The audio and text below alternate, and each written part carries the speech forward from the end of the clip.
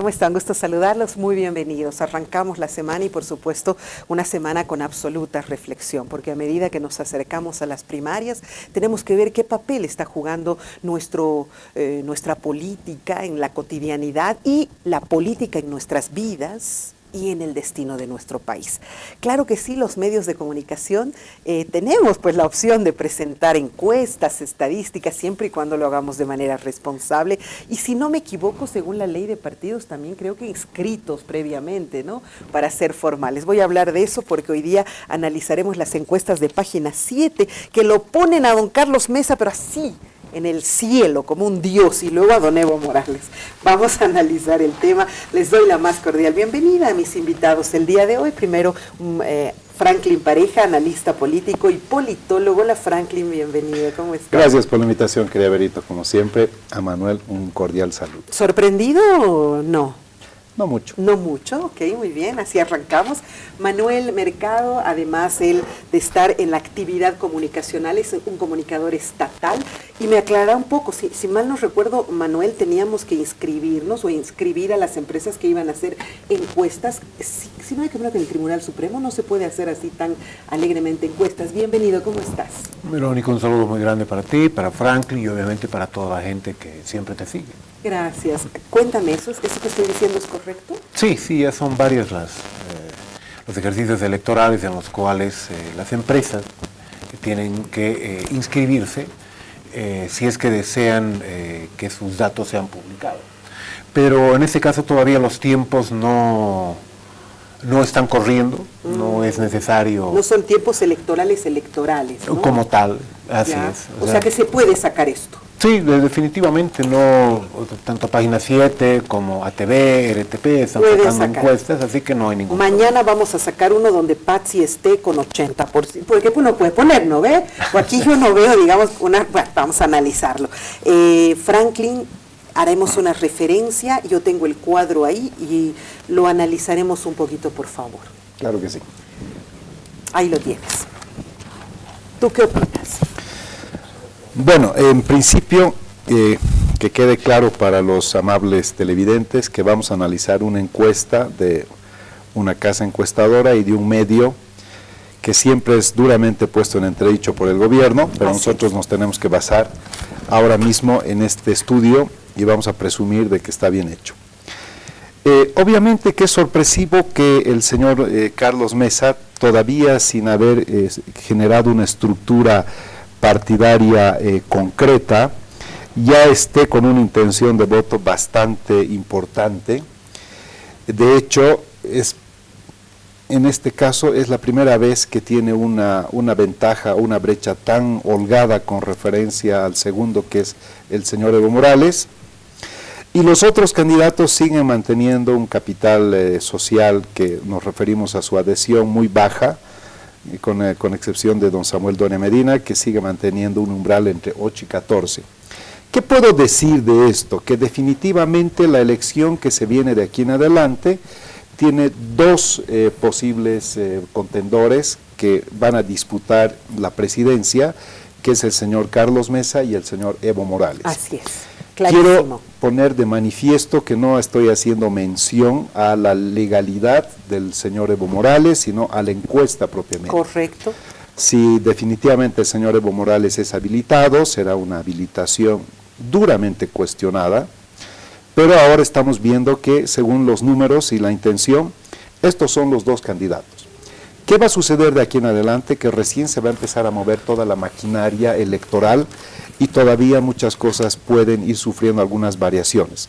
Pero para finalizar mi primera intervención, está claro que esto es entre el señor Morales y el señor Carlos Mesa. Excelente, sí. Esa es una muy clara percepción de lo que estamos viendo en esta encuesta. Quiero reiterar, esta encuesta ha salido el día de ayer en Página 7 y ha sido trabajada por la empresa Muestras y Mercados. ¿Tú tienes algo que ver ahí, Manuel Mercado?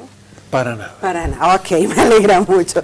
Ellos han hecho una revisión de cuál sería, no tengo claro, vamos a darle una mirada, no tengo claro cuáles serían las ciudades, vamos a ir especificando, pero así, como la gente lo ve, Porque nuestra gente no va y empieza a analizar paso por paso, así como la gente lo ve. ¿Qué nos dice esta encuesta de Página 7?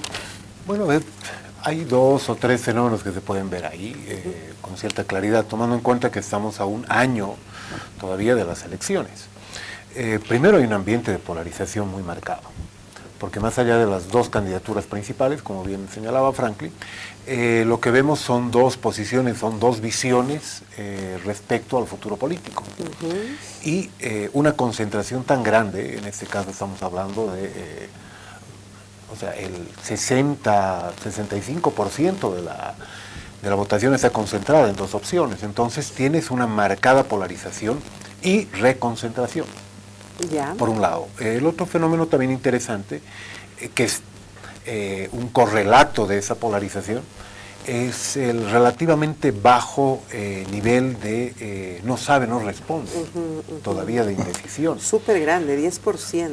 En realidad, si pensamos que estamos a un año de las elecciones, es un porcentaje bastante bajo, porque muchas veces hemos llegado a elecciones en las cuales un mes o un mes y medio antes tenías un 15, 20% de gente que todavía no había definido por quién votar, y en este caso tenemos en un ambiente de polarización mucha más gente que ya ha decidido su voto, o al menos aparentemente ha decidido su inclinación hacia una u otra alternativa, ¿no? Porque en este caso ambos candidatos representan, como les decía, una visión del país, no es solamente el arrastre que tienen como candidatos, como personas. Y lo último, quizá para aclararle a la gente, ¿no? Esta encuesta es una encuesta que se ha hecho días antes de la inscripción de los binomios. Así es. Primero. Segundo, por eso figura todavía Samuel. Que Samuel exactamente, que quizá justamente es un factor de cierto desequilibrio que se va a poder observar en las encuestas que salgan de acá unas cuantas semanas, donde ya se refleje hacia dónde va a migrar la votación que inicialmente estaba acompañando a Samuel Doria Medina. Ahora, son 800 boletas que se han hecho en 9 ciudades del país, todas las ciudades de capital más el Alto, y 31 ciudades intermedias. ¿El universo fue cuántos? 800 boletas. A mí me parece que es relativamente pequeña la muestra. Es pues insignificante, ¿no es cierto? Puede ser muy representativa. El problema es que el momento que tú tratas de decir, esto piensan en el campo, y esto piensan en la ciudad, o esto piensan en los departamentos, el tema ya no funciona, porque la muestra puede ser representativa para simplemente el nivel nacional. Pero aún así yo creo que todavía es muy prematuro pensar que este tipo de encuestas nos reflejan una realidad muy contundente. Totalmente. Mira, ahora yo te pregunto acá, Franklin, hay un subtítulo que dice lo siguiente, tendencia, dice, el expresidente, refiriéndose me imagino a Carlos Mesa, tiene amplio apoyo en los niveles socioeconómicos alto y medio. Dice, arriba del 50%. Evo, en cambio, pisa fuerte en el nivel popular. La verdad es que yo me he perdido, porque yo entiendo que ya socioeconómico, medio o alto, y popular, no entiendo bien cuáles serían los criterios de selección para decir, no sé, tú por ejemplo, ¿a qué eres socioeconómico, alto, medio, popular? Sí, hay una estratificación que se emplea en estudios de percepción, donde el nivel socioeconómico está determinado por el ingreso, y además en algunos casos se cruza la variable para establecer clase media, ingreso y nivel de educación. O sea, no solamente es ingreso, también es nivel de educación para determinar los niveles de la sociedad. Por eso mismo las sociedades son heterogéneas. En sociedades donde existe menos turbulencia es donde hay mayor clase media, pocos pobres y pocos ricos. Las sociedades muy turbulentas son donde hay mucho pobre, poca clase media y ínfimamente ricos, pero esos ínfimamente ricos son los que tienen el control generalmente muy mayoritario ricos de todo. Por eso los países que tienen mucho rico, poco pobre, mucho pobre y poco rico son altamente desiguales. Bolivia sigue siendo un país altamente desigual.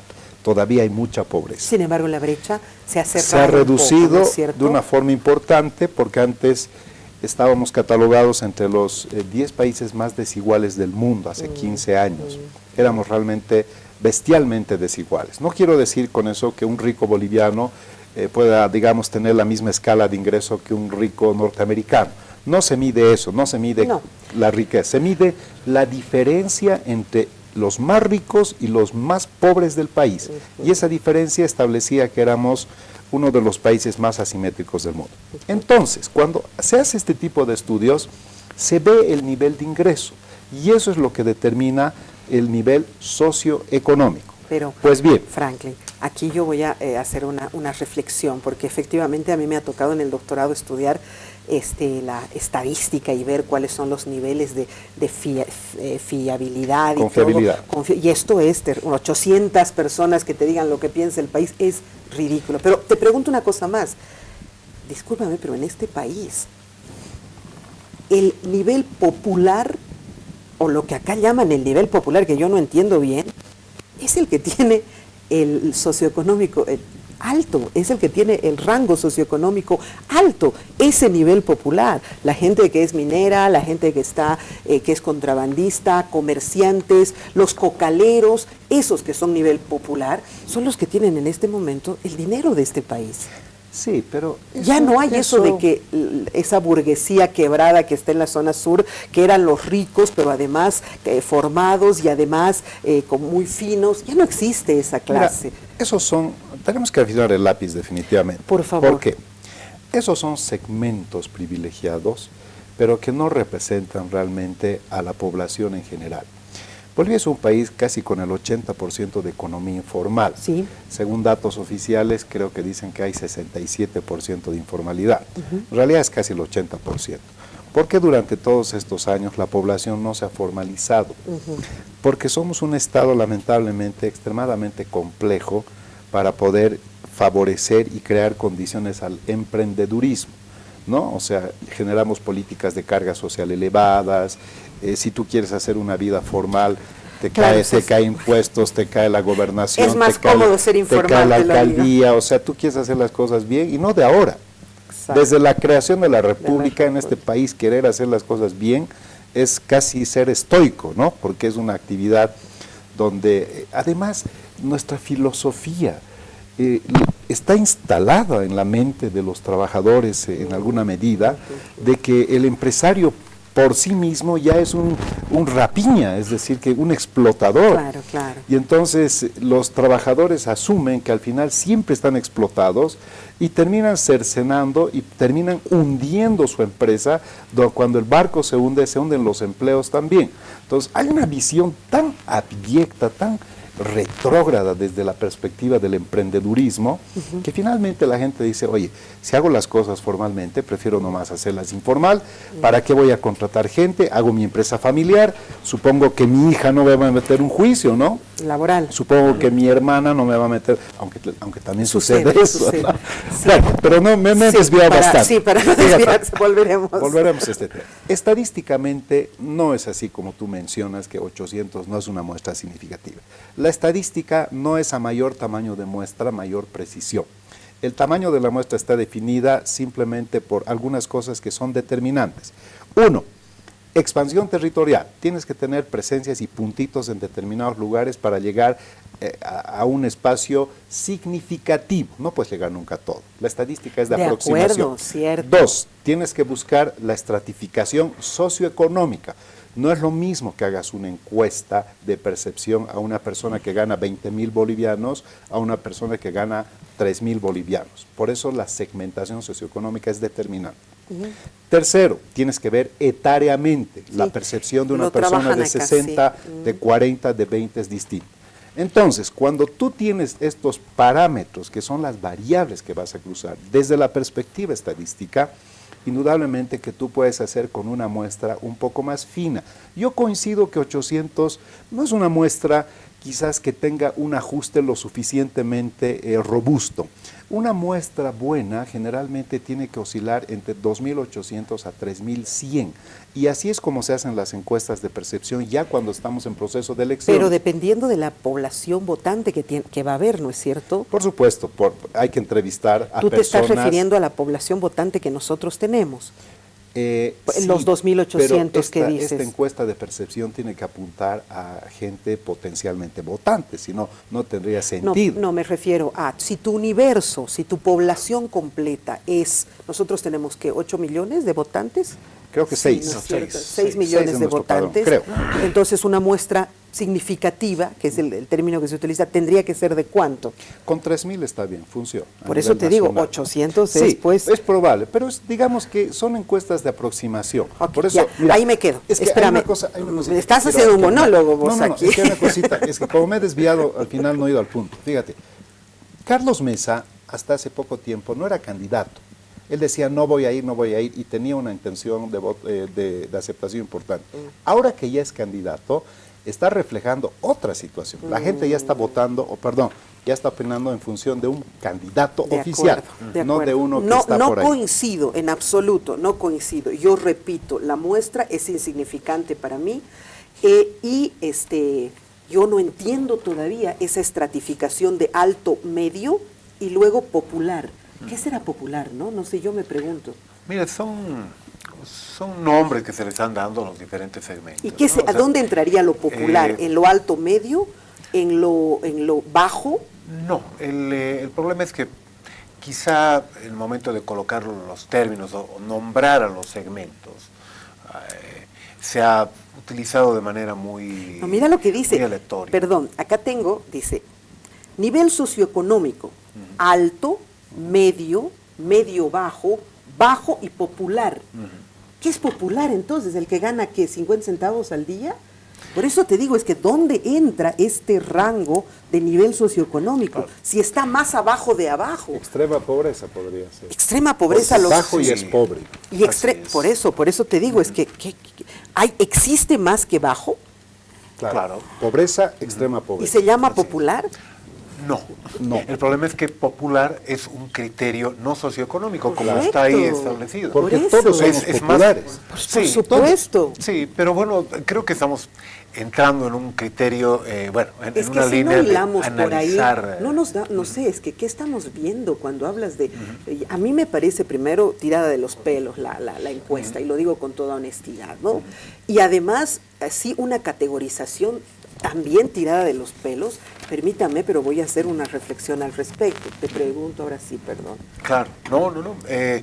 Es buena la observación porque evidentemente lo popular es un criterio más de tipo cultural. Yo conozco social. gente popular que está en el nivel alto, socioeconómico, altísimo, no alto, altísimo. No, sí, sin duda. Por eso es que creo que no ha sido la más feliz de las elecciones el nombrar a un nivel socioeconómico que está por debajo. Yo creo que está absolutamente manipulado. Porque si tú no quieres sentirte popular, no vas a votar por Evo Morales. Y como estamos en una población altamente aspiracional, que ya no quiere ser popular, que le suena feo inclusive, claro. Entonces, por eso a mí me parece, desde esa percepción lo estoy analizando. Bueno, pero si es que podemos seguir en la línea que tú estás siguiendo también de análisis, más allá de los nombres que le pongamos, estamos poniendo en evidencia también un fenómeno electoral clarísimo. Cuando analizamos la distribución de la intención de voto que entendía en ese momento Carlos Mesa en relación a Evo Morales. Mientras más vas bajando de nivel socioeconómico, mayor es el apoyo que recibe Evo Morales. Mientras más vas subiendo, mayor es el nivel de apoyo que tiene Carlos Mesa. Entonces estamos claramente ante un fenómeno en el cual tienes un comportamiento electoral claramente definido en función a nivel socioeconómico y algunos otros efectos relacionados al nivel socioeconómico. ¿Qué tan precisa puede ser una encuesta que solamente trabaja capitales, sin tomar en cuenta? Nosotros sabemos que cuando llegan la votación del campo, por ejemplo, se transforma muchísimo la elección final. Yo preferiría que hablemos de esta encuesta más como un sondeo bastante amplio, porque evidentemente no es insignificante su muestra, pero no es lo suficientemente, creo yo, distribuida como para poder hablar de la realidad urbano-rural. Totalmente. Sí, porque todo lo que está fuera técnicamente de esta encuesta es lo que se llama rural disperso, porque solamente informan a la ficha técnica de que esta encuesta llega hasta 31 ciudades intermedias y poblados importantes. Hablemos de Caracollo, hablemos, no sé, pues de Mineros, en el norte de Santa Cruz. Entonces, hay una realidad que en este momento debe rondar o debe llegar a un 10-15% del total de la votación, que está ausente de esta fotografía que se ha intentado sacar. Pero más allá de las precisiones técnicas, yo quisiera apuntar a un dato que me parece que es interesante. Acá se señala que Carlos Mesa estaría con 34 y que Evo Morales está con 29. Es muy similar a los datos que se han obtenido en la anterior encuesta de página 7, es similar, aunque con los datos invertidos, a la encuesta que sacó ATV también hace menos de un mes atrás, y también tiene ciertas similitudes con las que sacó RTP. Pero en este caso, lo que yo veo, honestamente, es que hay un virtual empate. O sea, cuando tenemos una diferencia de 2, 3 puntos, y técnicamente tienes un nivel de confianza de 95% y más o menos 2% de diferencia. Estás hablando en realidad de un virtual empate. O sea y eso es algo que lo hemos venido viendo ya desde bastante tiempo atrás, no solo en las encuestas. Porque si analizamos el escenario electoral, ya hace bastante tiempo, el escenario político, tenemos un muy importante 30% que siempre vota en contra de Evo Morales. Un importante 30%. A favor, siempre. A favor. Y tenemos un 30-40% que va oscilando, pero que generalmente termina decantándose por la candidatura de Evo Morales. Entonces, lo que nosotros tendríamos aquí clarísimo es que en las presidenciales vamos a tener una segunda vuelta. Es muy probable, es muy probable. ¿Tú coincides en eso también? Sí, creo que sí. Creo que es muy probable que haya una segunda vuelta. Pero además veremos también dos hipótesis. La primera sería que en el transcurso del proceso electoral realmente algunas candidaturas marginales se vayan finalmente decantando por dar un paso al costado. Sí, que es lo más probable. El efecto que puede producir Samuel Doria Medina puede ser dominó, porque no estamos hablando de una candidatura marginal, sino de una de las alianzas fuertes, que era Demócrata y Unidad Nacional. Y esto puede producir o inducir a que otros empiecen también a decantarse por dar un paso al costado. Aquí estamos viendo a Mesa solo como Mesa, no estamos hablando de alianzas, entonces es una percepción muy interesante para él. Pero la brecha todavía es 5%, significa que están partiendo de un piso duro, sobre todo el señor Evo Morales, porque el señor Evo Morales partía de 40, 45, sí, claro, ¿no? Después de la primera elección con 54, no bajaba de 60, no bajaba de 60, hasta la última con 61.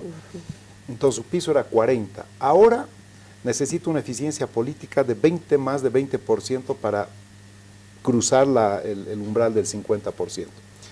Dos cosas se podrían ver acá. Primero, es muy probable que haya una segunda vuelta, es muy probable que no hayan 2/3, es más probable que estas pequeñas fuerzas se decanten por dar un paso al costado, porque no creo que sean viables y además no creo que estén dispuestas a participar, porque esto no es un juego. Correcto, porque además hay es sanciones caro, y todo. no, y además porque es caro para hacer política, y por último porque hasta ponen en riesgo su personería jurídica. Eso, exacto. Y entonces ahí se podría finalmente terminar de concentrar una fuerza o bloque de unidad de otra forma a la que estuvo pensada inicialmente por los opositores, llegar a un gran acuerdo, en fin. Y además que como se ha precipitado este tema con la ley de partidos políticos, entonces obviamente, siempre digo, esto no es lo que quieren los opositores, es lo que han podido hacer. Que han logrado, pero sí. van a ir construyendo porque los actores políticos no dejan de ser actores políticos. El señor Samuel Doria Medina ha dado un paso al costado, pero no significa que sale la política. Correcto. Más bien, como dice Manuel, hay que ver dónde va a virar ese capital social.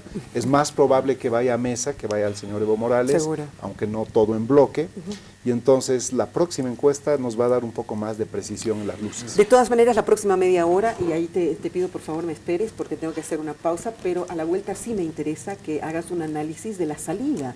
Porque mira, acá y en todas las encuestas desde hace no sé cuántos años atrás, el señor Samuel siempre ha estado presente en un porcentaje interesante, atractivo, en fin. ¿Qué significa para la política que él se aleje? Y otra cosa más, ¿qué quieren estos otros señores con un 2%, con un 3%? ¿Cuál es el objetivo de participar en esto cuando sabemos que sus siglas están en juego? Enseguida regresamos.